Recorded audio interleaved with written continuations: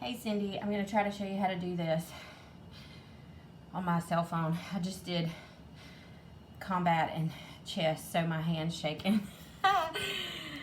Anyway, okay, so you want to hit the home button. You can see this. You click photo in the middle, and then you're just going to pick the picture, the color picture that you want to pop. Okay, so I have this one. All right, then you're going to go down here to this little, I guess that's supposed to be a camera or whatever. Anyway, click the little camera, click splash, and then you just drag or like click that little box on whatever color you want to splash. Hope that makes sense. Then to do another color, you click the orange button up here that looks like an eraser. But then you're going to click the paintbrush. And down here at the bottom, you can adjust the size of the tip of the brush. And obviously you want to make it smaller. But then you can also, with 2 fingers, make the picture larger. And then you just run over the part of it. Of course, I need to make it a little bit bigger here. But you run over the part of the other part that you want to color, like I'm doing here. And obviously mine looks like a 3-year-old's painting or coloring.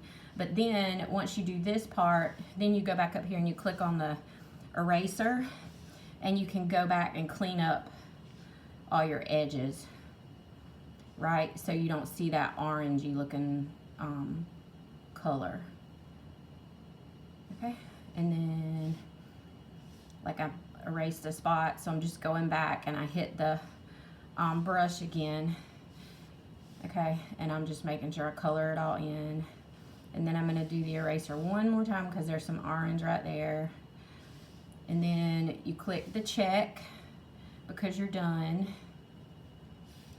And like you can even, you know, there's a third one, like you can make it bigger, and I could color my mat too.